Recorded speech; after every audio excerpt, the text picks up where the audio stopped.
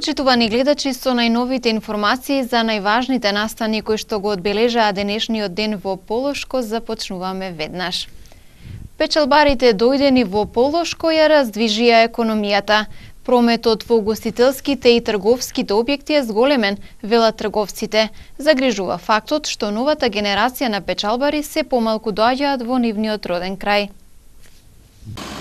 Тетово полека се празни, печалбарите се заминуваат дома, а со тоа и прометот во трговските и гостителските објекти се намалува. Уште неколку дена велат бизнисмените кога ќе ги нема гастарбајтерите. Нашите локали ќе останат празни. Изминатите месеци половина кога биле дојдени печалбарите на годишен одмор во својот роден крај, според нивните проценки, прометот им бил зголемен во некои денови до 50%. Со тие пари велат ќе ја крпим останатиот дел од годината. Од самото нивно присуство, што они така трошат тука. И тоа е доста помага на економијата на градот и поединечно на сите нас дуќанџиите. Економистите истакнуваат дека во зависност од годината, приливот на пари од печалбарите се движи од 500 милиони до 1,5 милиарда евра. Со прометот кој го права додека се дојдени дома, се покрива голем дел од трговскиот дефицит. Поранешниот министер за финансии Джевдет Хередини вели дека загрижува фактот што помладата така наречена трета генерација на гастарбајтери се помалку ја посетуваат Македонија и дел од годишниот одмор го поминуваат на друго место. Државата треба со одредени мерки да ги стимулира да доаѓаат во својот роден крај, вели тој.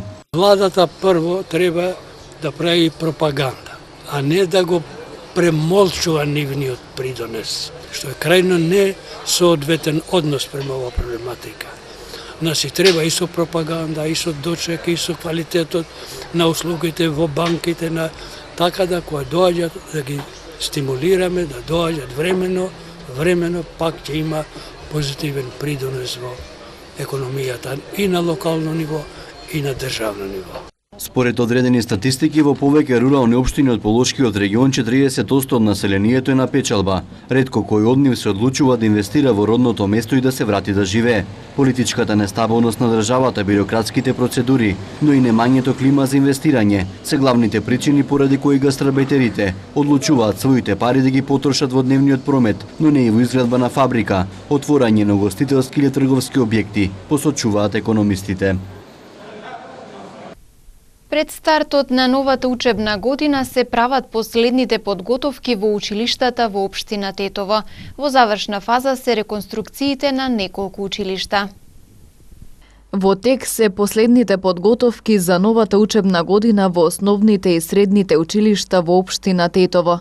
Летниот распуст секторот за јавни дејности го искористи за поправка и реконструкции на неколку училишни објекти, кои се во завршна фаза, како и дигитализација на истите. И раководствата на училиштата ги прават последните подготовки за успешен старт на учебната година. Ова година имавме навистина многу интензивен период. Може да кажем дека скоро во сите училишта, основни и средни, имаше помали, средни или поголеми зафати за интервентни зафати, реконструкција и интервенции кои што се насочени за подобрување на условите за реализација на наставата. Така да може да кажем дека од селата кои што се од најгорните села, од Бозовце, Вејце, па се до Фалиште, од Речица па се до Джепчиште. Скоро во сите училишта, основни и средни, имавме интервенции според потребите на училиштата. Така да веќе од 1 септември учениците ќе почнат наставата со подобри услови, со помодерни услови следење наставата. Процесот на реконструкција течеше според потребите на училиштата. Во некои училишта продолжи процесот на дигитализација на училиштата, во некои училишта продолжи интервенцијата во оние елементарни услови кои се потребни за подобрување на наставата, почнувајќи од санитарните чворови, од варосување, глетување, снабдување со инвентар на училиштата. Како новина за ова учебна година може да напоменам две работи. Едната е веќе при крај училишниот објект кој што се градеше од страна на Министерството за образование и наука во соработка со општина Тетово во село Фалиште, каде што имаме многу модерен училиштен објект, заврши реконструкцијата, при крај се работиве и тоа се надевам дека од 1 септември ќе биде во служба на учениците, како и во селата Бозовце и Вешево, значи во основното училиште Беса. За прв пат оваа година ќе почнеме со настава во една смена и овој процес намераваме да продолжи во другите училишта, што повеќе училишта од година во година да може да почнат со следење на настава во една смена. Значи, работиме за следење на некои модерни европски теркови и од тоа што ќе може и вие да ги видите кога ќе ги посетите училиштава, дека зависно од условите што ги имаја училиштава, за 1, 2 или 3 степени се подобрени условите во училиштава. Учениците кои се уште не се запишани во средно училиште, истото ќе можат да го сторат на 23 август во вториот уписен рок, а резултатите од запишувањето на учениците ќе се објават следниот ден. Според објавениот конкурс на ресорното министерство за запишување на ученици во јавните средни училишта за учебната 2018-2019 година, во 7 тетовски средни училишта има слободни места за 3434 ученика. За утрешниот празник Курбан Бајрам, привремениот сточен пазар оваа година е лоциран на влезото Тетово, каде со години се претовараше комуналниот отпад. Сточарите велат дека се задоволни од локацијата, каде има голем простор и комотно може да ја продаваат стоката. Пред утрешниот празник Курбан Бајрам на привремениот сточен пазар кој годинава е лоциран на влезот од Тетово, затекнавме поголем број продавачи и купувачи, за разлика од минатите години кога се продаваше стоката. Велат дека е криза, но Курбан, како што налага верата и традицијата, мора да се заколе по повод празникот. Посиромашните кои не се во можност да заколат Курбан, месо за празничната трпеза добиваат од нивни роднини, пријатели и соседи. Продаваме стока овде Курбана. Добро иде, фала Богу, така. Го разделиме, колиме што е бик или нешто друго и ги носиме кај што тие што немат да јадат, мислим. За тоа празникот што имамо, ги делиме да ги слават и тие да се почитуваат како луѓе, како тоа е тоа.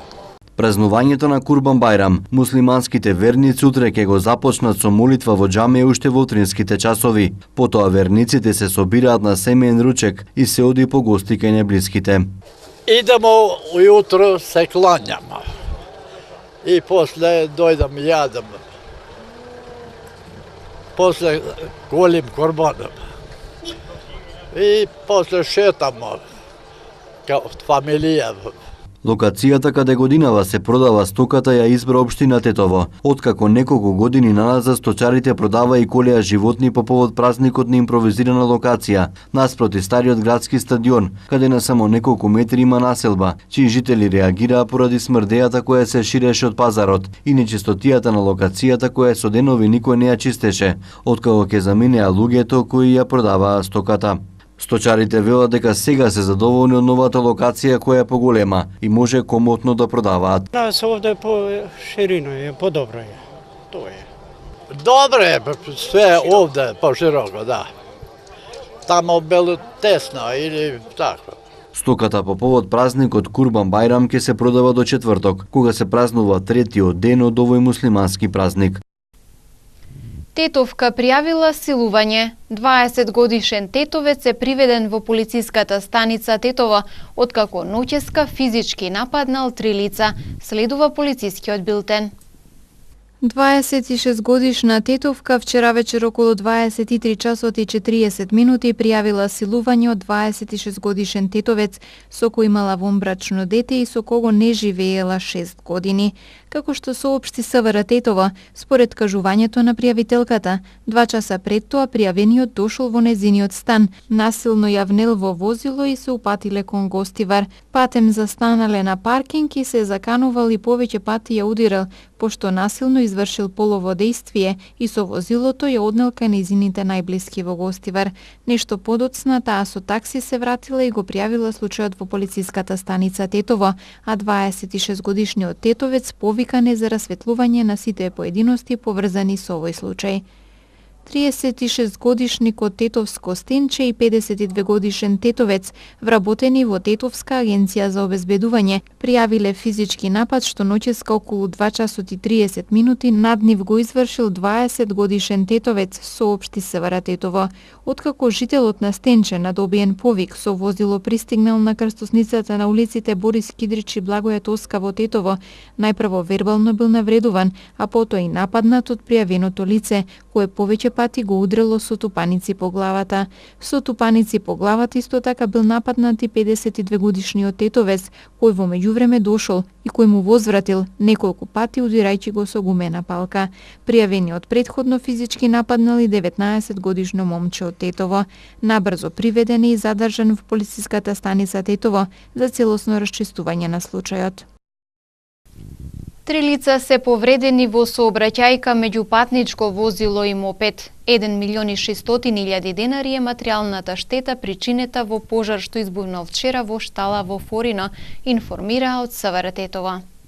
На крстосницата на улиците Љуботенска и 108 во Тетово вчера околу 18 часот се случила сообраќајна несреќа во која учествувале патничко возило Fiat Punto со тетовски регистарски таблици, управувано од 40-годишен жител на Тетовско Ново село 2, и мопед Априлија исто така со тетовски таблици, управувано 38-годишен тетовец.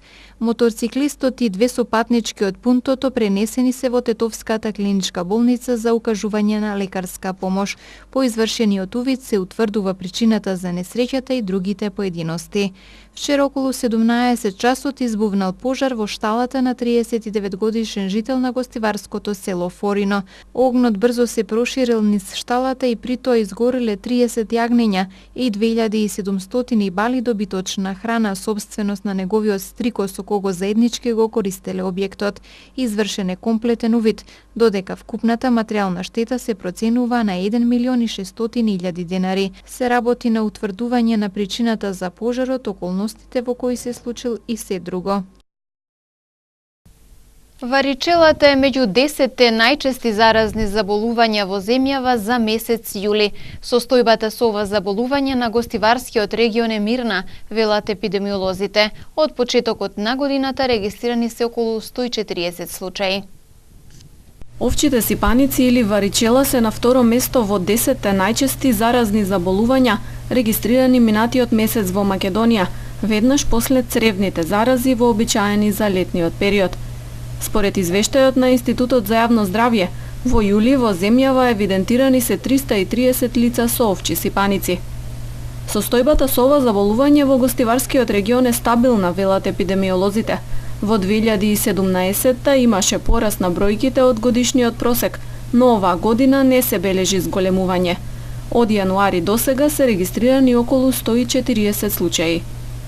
Против ова заболување нашата држава не спроведува задолжителна вакцинација, и ако постои вакцина и се спроведува во други држави, меѓутоа во нашата држава се уште не е воведена, и на одреден број години периодично знае да дојде до скок на бројот на заболени, како што беше минатата година, кога регистрираме околу 400 случаи, или поточно 377 заболени. То секако дека можеби таа бројка, ова е официјална бројка, секако дека бројката е поголема, затоа што дел од тие случаи не се пријавени. Варичелата започнува со симптоми на лесно покачена температура, блага малаксаност, болки во грлото, пошто следува осип во вид на мали меурчиња исполнети со течност. Специфичен лек нема, а сипаниците се третираат во домашни услови со ублажување на симптомите на чешање. Компликации од варичела се ретка појава.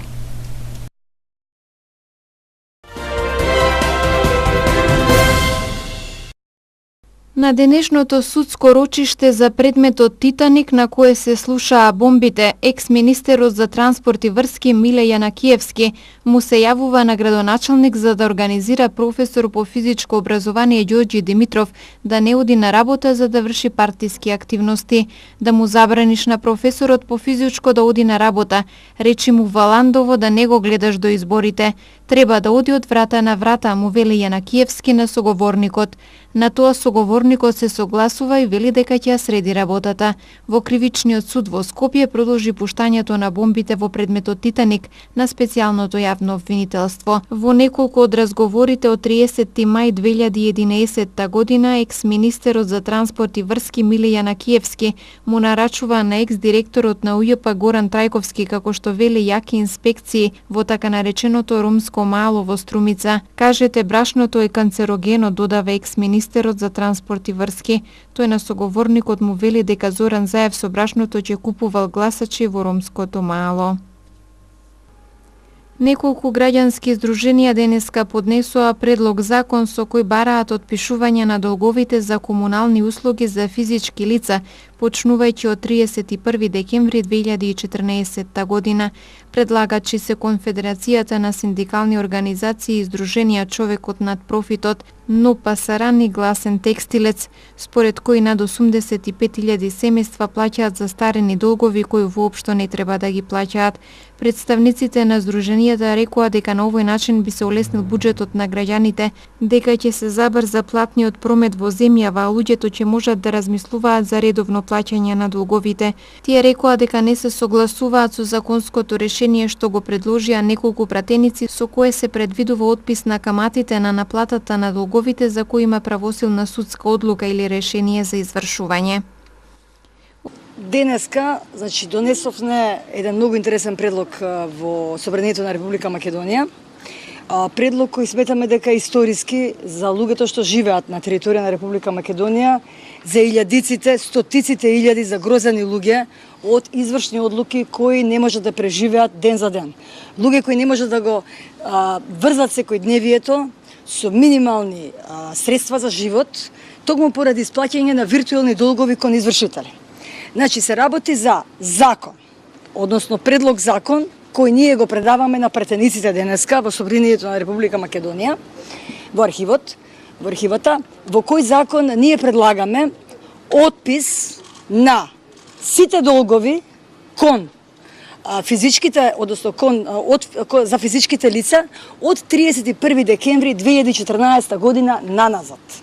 Значи се работи за отпис на долгови кон комуналните предпријатели, комуналните услуги.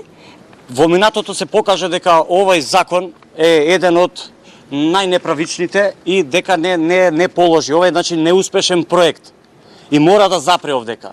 Ова е последен апел од граѓаните до пратениците и до владата на Република Македонија да не сватат сериозно и да излезат во пресрет на овој закон. Од ноќеска на полноќ бензините ќе поевтинат за половина денар, цената на дизелот ќе се зголеми за половина денар, соопшти регулаторната комисија за енергетика. Со новата одлука која ќе стапи на сила на полноќ, малопродажните цени на бензините Евросупер БС 95 и Евросупер БС 98 се намалуваат за половина денар и со тоа новата цена за литар Евросупер БС 95 ќе изнесува 71 денар, додека за Евросупер БС 98 72,5 денари. Дизелот поскапува за половина денар и новата цена ќе изнесува 63 денари за литар. Цената на екстралесното масло за домаќинство останува иста 51,5 денари за литар. Малопродажната цена на мазутот се намалува за 0,5 денари за килограм на 33 денари.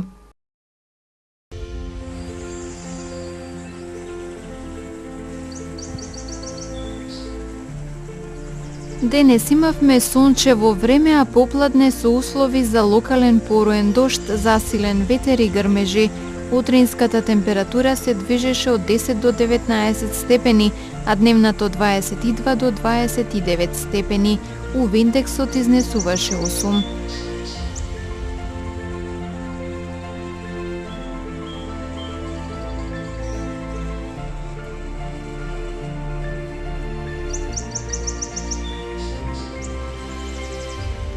Според прогнозата на Управата за хидрометеоролошки работи, времето утре ќе биде сончево со мала до умерена облачност. Утринската температура ќе се движи од 10 до 19 степени, а дневната од 27 до 32 степени. UV индексот ќе изнесува 8.